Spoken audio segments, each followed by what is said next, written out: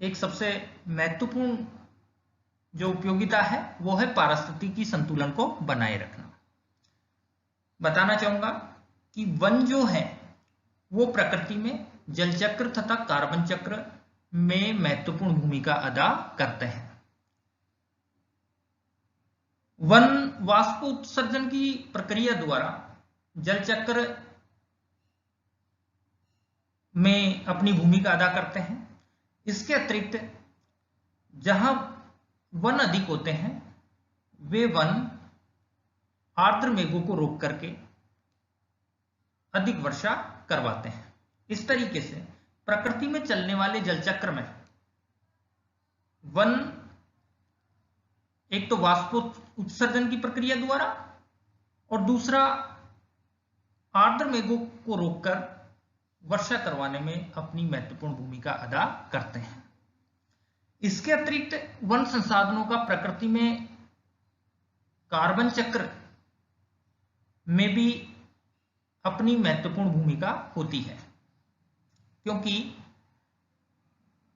One या वृक्ष प्रकाश संश्लेषण की प्रक्रिया के दौरान वायुमंडल में मौजूद कार्बन डाइऑक्साइड को ग्रहण करते हैं और बदले में ऑक्सीजन गैस को मुक्त करते हैं। इस तरीके से वायुमंडल में मौजूद हरित गैस कार्बन को ग्रहण करते हैं या उसका उपभोग करते हैं, जबकि प्राणदायी ऑक्सीजन मुक्त करते हैं। इसका भी दो रूपों में महत्व है। ऑक्सीजन से जीवन संभव है, जबकि कार्बन डाइऑक्साइड गैस को ग्रहण करने से हरित गृह प्रभाव कम होता है, यानी वायुमंडल तथा धरती के तापमान को नियंत्रित करते हैं। इस तरीके से आपने समझा कि वन संसाधन पारिस्थितिकी संतुलन को बनाए रखने में अपनी भूमिका किस प्रकार अदा करते हैं। यदि पारिस्थितिकी संतुलन नहीं रहेगा तो मनुष्य का अस्तित्व भी खतरे में पड़ जाएगा। इसलिए हमें उनकी उपयोगिता को समझना चाहिए। वन संसाधनों की तीसरी बड़ी उपयोगिता है जैव विविधता के भंडार। हम सब जानते हैं वन क्षेत्रों में बहुत अधिक जैव विविधता पाई जाती है, चाहे वो वानस्पतिक हो या वन्य जीव जंतुओं की।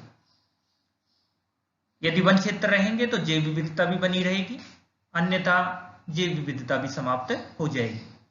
जैव विविधता का पारिस्थितिकी संतुलन की दृष्टि से बड़ा महत्व है। चौथी बड़ी उपयोगिता है बाढ़ तथा मृदा अपरदन को रोकते हैं। हम सब जानते हैं भूमि के जिस भाग पर आवरण होगा, चाहे वो घास का हो, झाड़ियों का हो या वृक्षों का हो, यदि वनस्पति का आवरण होगा तो वह वनस्पति का आवरण मिट्टी को संगठित करके रखता है। यदि यह आवरण समाप्त हो जाएगा तो बरसात का पानी या वर्षा का पानी जैसे ही उस नग्न धरातल पर गिरेगा तो मिट्टी का कटाव निश्चित तौर पे होगा।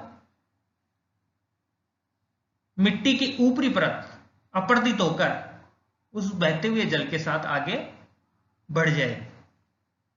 इस प्रकार वन क्षेत्र या वनस्पति का आवरण मृदा अपरदन को रोकने में भी सहायता प्रदान करते हैं।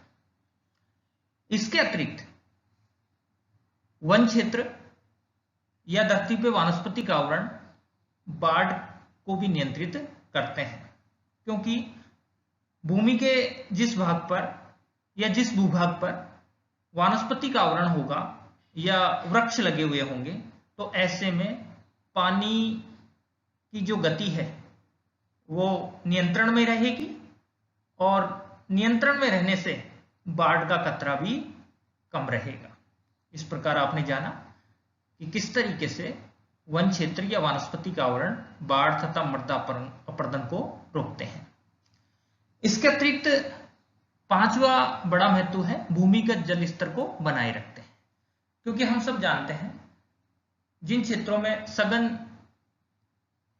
वन पाए जाते हैं वहां वर्षा की मात्रा भी अधिक होती है, और जब वर्षा की मात्रा अधिक होगी तो जाहिर सी बात है उसका कुछ भाग भूगर्भ में भी जाएगा, और भूगर्भ में जल के पहुंचने से उस क्षेत्र का भूमिगत जल स्तर भी ऊंचा बना रहेगा।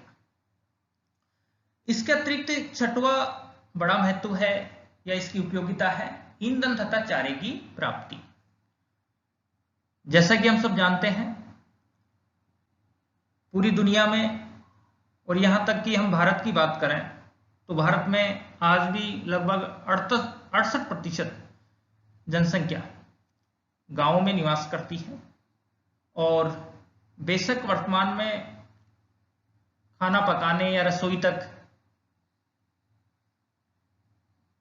प्राकृतिक गैस पहुंच गई हो, एलपीजी पहुंच गई हो, लेकिन फिर भी आज भी ज्यादातर लोग जो ग्रामीण प्रदेश में रहते हैं वो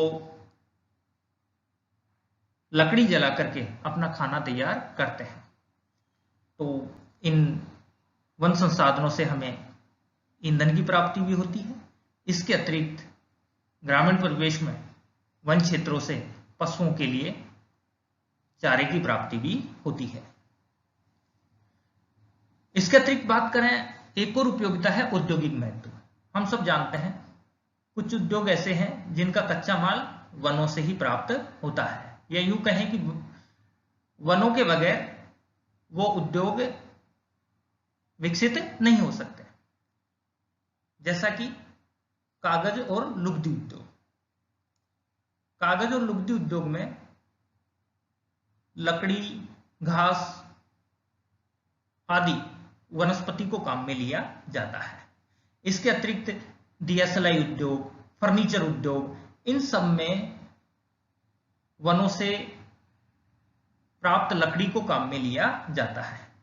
क्या हम सोच सकते हैं कि यदि वन नहीं होंगे तो क्या कागज संभव हो पाएगा? और कागज के महत्व को हम भली भांति समझते हैं।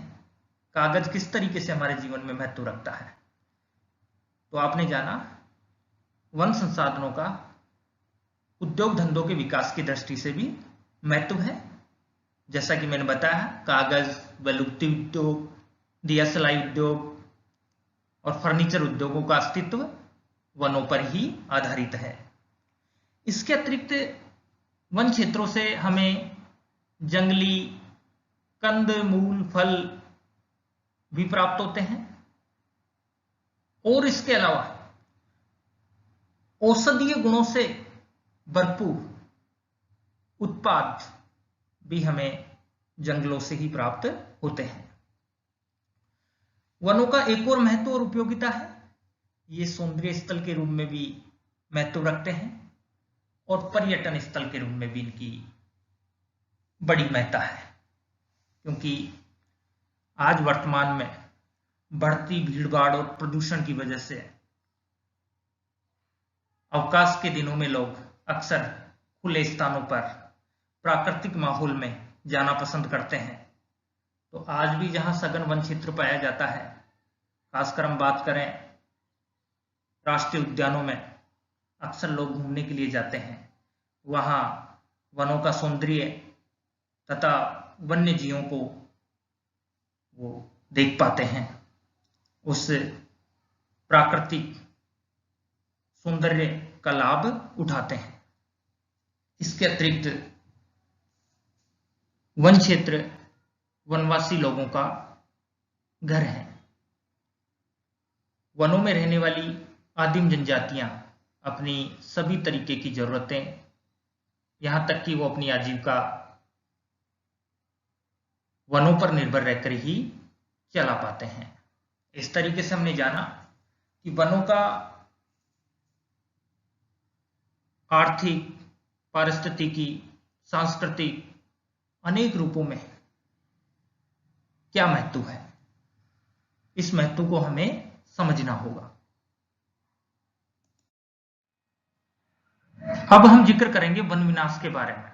जैसा कि हम समझ चुके हैं कि वनों का मनुष्य के जीवन में अनेक रूपों में, जैसे आर्थिक, पारिस्थितिकी एवं सांस्कृतिक दृष्टि से बहुत अधिक महत्व है, किंतु बढ़ती जनसंख्या ने पिछली शताब्दी से ही प्राकृतिक संसाधनों पर अत्यधिक दबाव डाला है। वर्ल्ड पॉपुलेशन प्रोस्पेक्ट 2019 के अनुसार देखें तो विश्व की जनसंख्या 7.79 बिलियन है, यानी 7.79 अरब है। पिछली शताब्दी से ही तीव्र औद्योगिकीकरण, शहरीकरण तथा कृषि भूमि में विस्तार के कारण वन क्षेत्र तेजी से घटा है, जो हमारे लिए बड़ी चिंता का विषय है। FAO की रिपोर्ट 2020 के अनुसार संपूर्ण विश्व में 4.06 बिलियन हेक्टेयर भूभाग पर वन क्षेत्र है, जो संपूर्ण भूक्षेत्र का 31% है। FAO की रिपोर्ट 2020 के अनुसार 1990 से अब तक विश्व में 178 मिलियन हेक्टेयर वन क्षेत्र घटा है, जो आकार में अफ्रीका के देश लीबिया के बराबर है। आप समझ सकते हैं कितना गंभीर बात बताई गई है कि पिछले 30 सालों में धरती से अफ्रीका के देश लीबिया के भौगोलिक आकार के बराबर वन क्षेत्र पूरी तरीके से समाप्त हो गया है। यह गिरावट 1990 से 2000 के दशक में 7.8 मिलियन हेक्टेयर प्रतिवर्ष की दर से, जबकि 2000 से 2010 के दशक में 5.2 मिलियन हेक्टेयर प्रतिवर्ष की दर से, जबकि 2010 से 2020 के दशक में 4.7 मिलियन हेक्टेयर प्रतिवर्ष की दर से यह गिरावट रही। हालांकि इस गिरावट की दर को देखने से यह ज्ञात होता है कि वन संसाधनों के घटने की दर कम होती जा रही है, लेकिन यहां यह जान लेना बेहद जरूरी है, बेशक दर कम होती जा रही है, लेकिन फिर भी प्रतिवर्ष एक बड़े क्षेत्र पर वन संसाधन नष्ट हो रहे हैं। आपके सामने दिए गए वृत्त आरेख या चक्र आरेख के माध्यम से भी आप ये समझ सकते हैं कि दक्षिणी अमेरिका का देश ब्राजील, अफ्रीका महाद्वीप का कांगो, एशिया महाद्वीप में स्थित इंडोनेशिया, अफ्रीका का अंगोला और अफ्रीका महाद्वीप का ही तंजानिया, ये वो 5 देश हैं जिनमें 2010 से 2020 के दशक में सर्वाधिक वन आवरण में कमी आई है। यहां आंकड़े 1000 हेक्टेयर प्रतिवर्ष के हिसाब से दिखा रखे हैं। आप समझ सकते हैं कि सबसे अधिक गिरावट पिछले दशक में ब्राजील में आई है।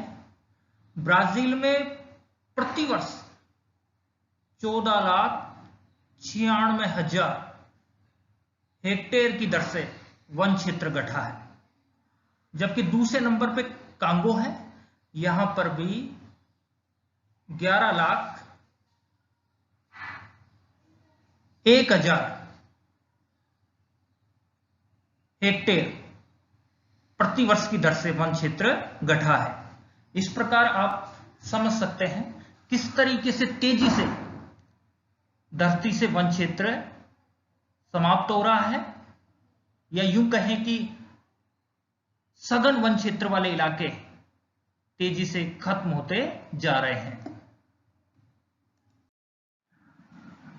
अब हम जिक्र करेंगे वन विनाश के कारणों की।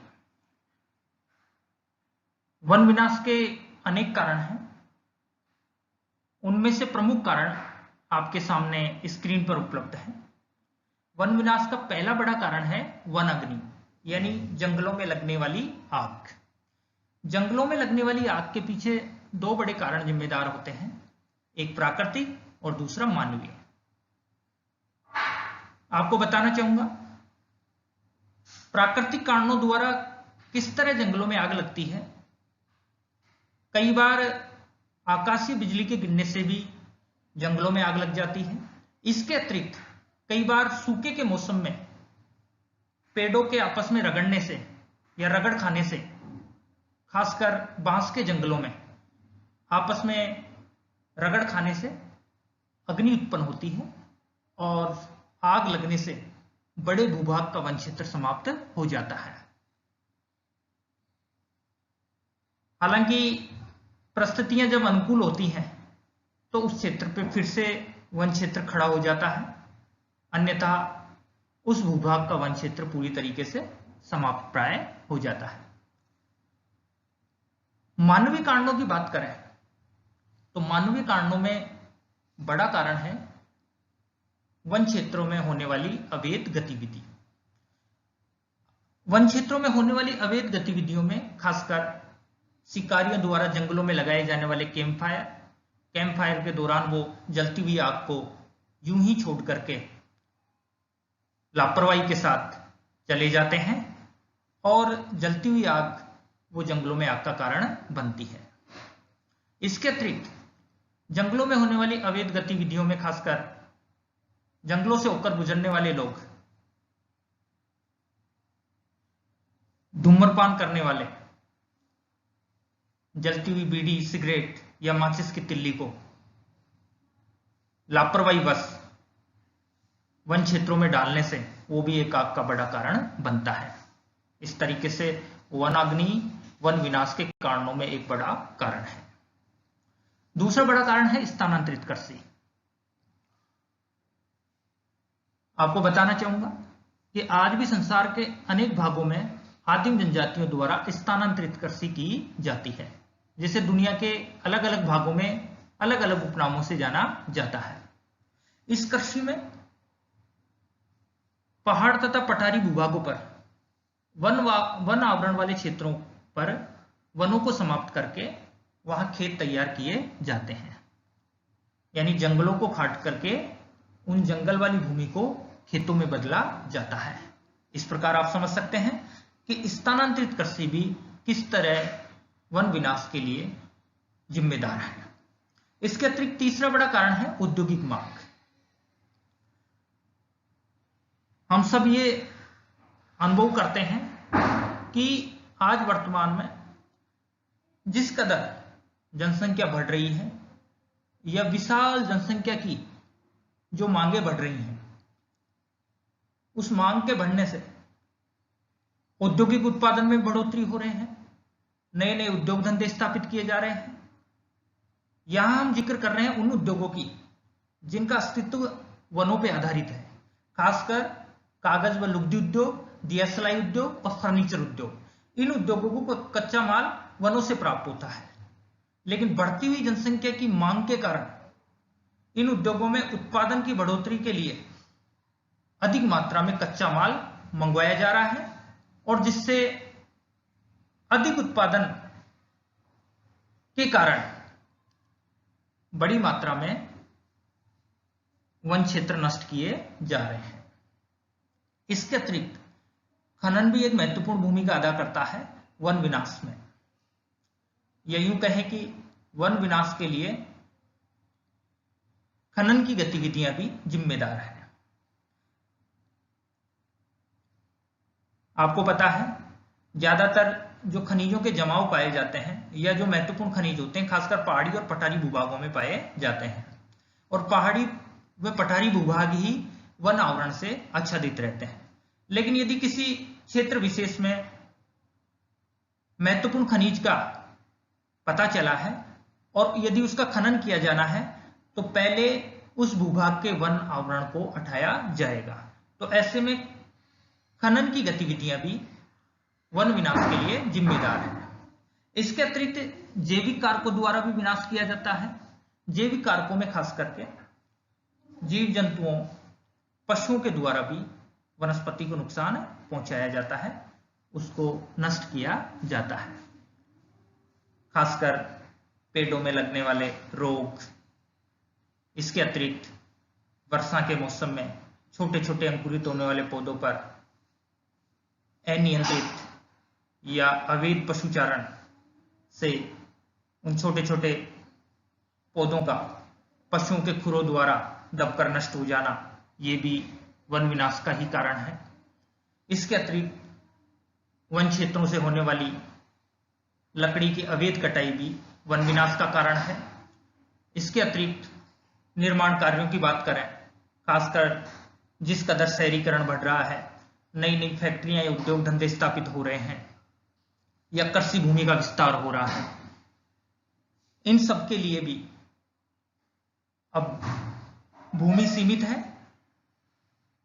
इसलिए इन सब के लिए वन क्षेत्रों को काट करके उनकी जगह शहर स्थापित किए जा रहे हैं, खेत तैयार किए जा रहे हैं या नई नई फैक्ट्रियां लगाई जा रही हैं। तो निर्माण कार्य, शहरीकरण, उद्योगों की स्थापना, ये भी वन विनाश का कारण है। इसके अतिरिक्त अधिवासों का विस्तार, जिसका जिक्र मैं 7वें कारण में ही कर चुका हूं, लेकिन यहां अलग से भी हम देख सकते हैं कि जिस कदर जनसंख्या बढ़ रही है तो उनके रहने के लिए आवास की जरूरतें भी बढ़ रही हैं, और आवासों का ऊपर की तरफ भी विस्तार नहीं हो रहा, धरातल पर क्षैतिज विस्तार भी हो रहा है। बस्तियां अपना आकार बढ़ा रही हैं। बस्तियों के बढ़ते आकार के कारण इसका सीधा सीधा असर वन क्षेत्रों पर हो रहा है। यहां पर हम बात करेंगे वन संसाधनों के संरक्षण की, conservation of forest resources. One संसाधनों के संरक्षण के अनेक उपाय हैं, जिनमें से कुछ उपाय आपके सामने स्क्रीन पर दिखाई दे रहे हैं। पहला उपाय है वृक्षारोपण को बढ़ावा देना।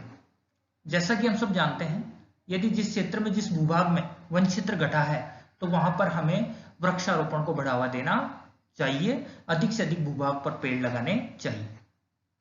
दूसरा उपाय है सामाजिक वानिकी एवं कृषि वानिकी को बढ़ावा देना।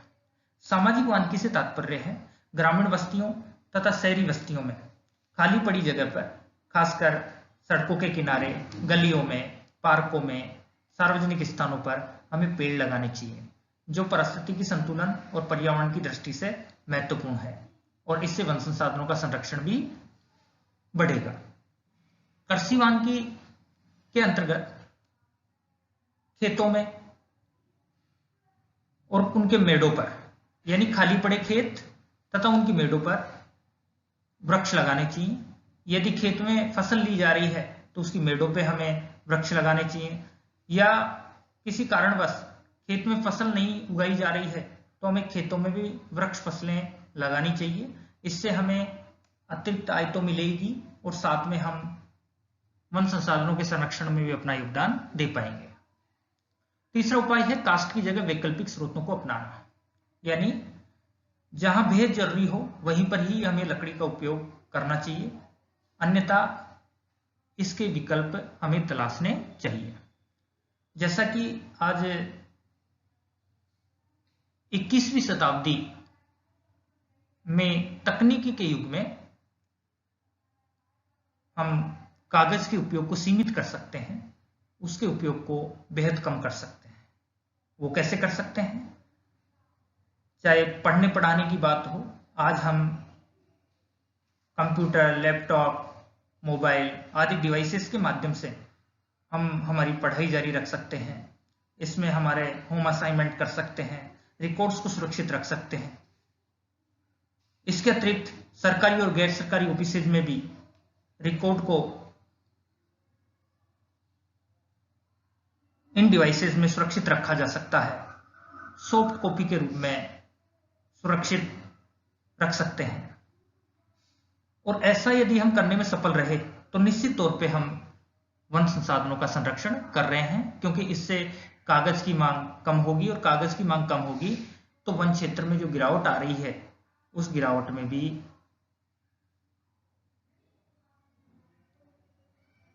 कमी आएगी। इसके अतिरिक्त हम घरेलू आदि कार्यों में जो लकड़ी का उपयोग करते हैं उसकी जगह भी हमें अन्य विकल्पों को काम में ले सकते हैं, जैसे लोहे का इस्तेमाल करके या प्लास्टिक का इस्तेमाल करके इससे वन क्षेत्रों पे जो दबाव बढ़ रहा है वो कम हो सके। इसके अतिरिक्त वन क्षेत्रों में होने वाली अवैध गतिविधियों पर भी हमें रोक लगानी चाहिए। ये अवैध गतिविधियां ही वन क्षेत्रों में कई बार आग का कारण बनती हैं या वन क्षेत्रों के नष्ट होने का कारण बनती हैं।